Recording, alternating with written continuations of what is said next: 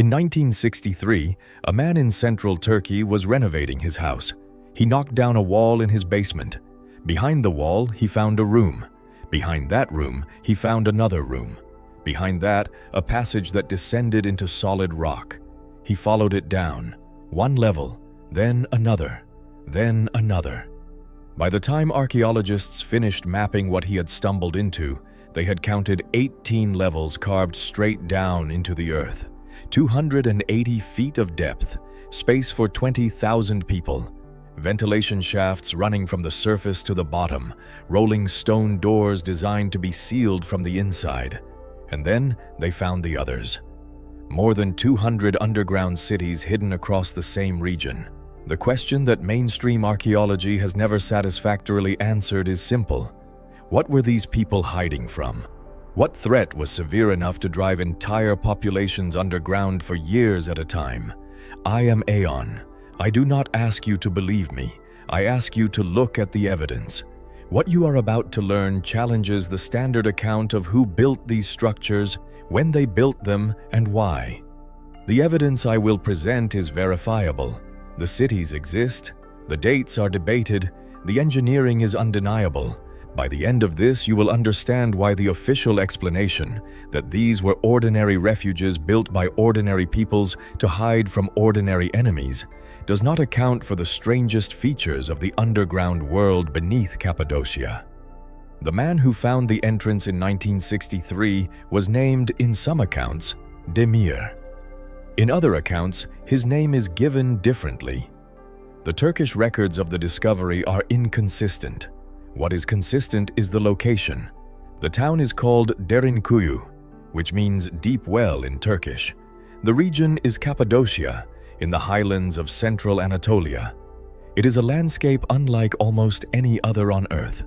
Volcanic eruptions millions of years ago laid down vast layers of soft, porous rock called tuff. Wind and water eroded the tuff into the surreal columns and fairy chimneys for which the region is now famous. The same soft rock made it possible for whoever first decided to do it to carve cities directly into the ground. Let me describe what is at Derinkuyu. The complex extends to a confirmed depth of 280 feet below the surface. 18 levels have been verified. There may be more. The lowest confirmed levels include living quarters, kitchens with vents to the surface, stables for livestock, storage rooms, wells, a chapel, a school with vaulted ceilings, and what appears to be a communal area for gatherings. The complex had its own water supply, drawn from underground sources that have not yet been fully traced. It had its own air supply, drawn through more than 15,000 individual ventilation shafts. Each level could be sealed off from the level above by enormous circular stone doors, 4 to 5 feet in diameter, which rolled into place in carved tracks. The doors weighed up to half a ton each. They could only be opened from the inside. 20,000 people could live in this complex, indefinitely, sealed off from the surface, with air, water, food, and the means to feed and house livestock for what archaeologists estimate could have been months at a time. And Derinkuyu is not the only one. It is not even the largest. The nearby city of Kaymakli is shallower but broader.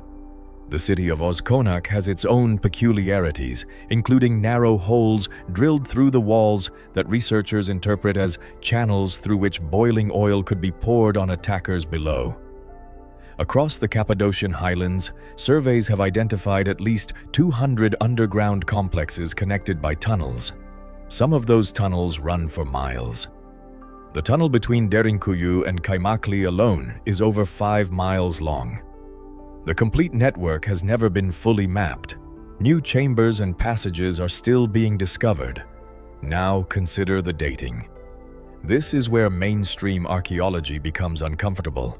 The earliest written reference to underground cities in this region comes from a Greek soldier and writer named Xenophon. He passed through Anatolia in the year 400 BC, and he described the local inhabitants as living in caves with entrances barely large enough for a man, but spacious below ground. He described livestock kept in these underground dwellings. He described wells, food storage, and provisions for hiding. That is the earliest written reference. It is 2,400 years old. It already describes the cities as ancient at that time. When were they actually built? The honest answer is that we do not know. Mainstream archaeology favors a date in the early Iron Age, perhaps the 8th or 7th century BC, attributed to the Phrygians or the Hittites. The cities were then expanded by later cultures, including the early Christians who used them to hide from Roman persecution in the 2nd and 3rd centuries AD, and later from Arab raids in the 7th through 10th centuries. That much is documented. The Christian use is well attested. There are chapels with frescoes. There are inscriptions. But that is not the same as saying the Christians built the cities. They moved into them, they added to them, they left their mark. The original construction is not theirs. The Hittites, the next most commonly proposed builders, ruled this region from the 18th to the 12th century BC. They had the population, the organization, and the metal tools that would have made such excavation possible. There is no direct Hittite inscription found in any of the underground cities. There are no Hittite artifacts in the lowest levels of Derinkuyu that I am aware of. The attribution is based on date, proximity, and the absence of better candidates. Some researchers have proposed an earlier date, much earlier. Their argument is based not on writing or pottery, which the lowest levels of these cities largely lack, but on the engineering. The ventilation system at Derinkuyu functions on the principle of passive air exchange, driven by temperature differential. It works without any active mechanism. It works without any mistake. The shafts are positioned with a precision that suggests prior modeling. The defensive design, with its rolling doors and tunnel choke points and multi-level isolation, is more sophisticated than what a Bronze Age culture might be expected to produce in its first attempt. The argument is that this is not the work of beginners. This is the work of people who already knew how to do this, who had done it before, and who were applying inherited knowledge. If that argument is right, the original construction could be much older. How much older is the disputed question? Some researchers have proposed the early Neolithic, perhaps 8,000 to 10,000 years ago. A few have proposed even earlier, before the end of the last ice age. The geological substrate of Cappadocia, the volcanic tuff, has been in place for millions of years. There is no upper limit on how old these structures could be, beyond the lifespan of the human species itself. I want to be careful here. I am not telling you that the underground cities of Cappadocia are 12,000 years old. I am telling you that the mainstream date is an assumption, not a proof, and that the engineering raises questions the mainstream date does not fully answer. Which brings us to the central question: what were these cities for? The standard answer is that they were refuges. People hid in them during raids and invasions. The Christian use of the cities is well documented in exactly this way. Communities would retreat underground when threatened, seal the doors, wait out the danger, and emerge when the threat had passed. This is a sensible interpretation, and there is good evidence for it. But consider the scale. 20,000 people, months of provisions, stables for livestock, schools, chapels, communal halls. This is not a hiding place for an occasional raid. This is a fully functional underground society designed to operate indefinitely. The Christians who used Derinkuyu to flee Arab raids did not need to flee for months. They needed to hide for days, perhaps weeks at most. The depth of the city, the redundancy of its systems, the elaborate ventilation, all of this is excessive for the documented historical use. Excessive, that is, unless the threat being hidden from was different in nature than a passing raid. There are several hypotheses for what that threat might have been. I will present them in order of how far they depart from the mainstream. The first hypothesis is that the cities were built to survive long-term sieges by larger neighboring powers: Hittite Empire, Assyrian Empire, Persian Empire. The argument is that smaller populations in this region needed the capacity to wait out conquests that could last years. This explanation is consistent with what we know about ancient warfare. It does not, on its own, explain the depth or the multiple ceiling levels. The second hypothesis is that the cities were built to survive climate events. Volcanic eruptions, severe winters, periods of prolonged darkness. The Cappadocian region was, after all, formed by ancient volcanism. There is some evidence that the early Holocene period included episodes of significant climatic disruption. Underground dwellings would have provided stable temperature, shelter from ash and toxic gases, and protection from the variability of the surface. The third hypothesis is more speculative. It proposes that the cities were built in response to an event or a series of events at the end of the last ice age, around 12,000 years ago, that the surface of the Earth became, for some period, dangerous to inhabit. The cause proposed by this hypothesis varies.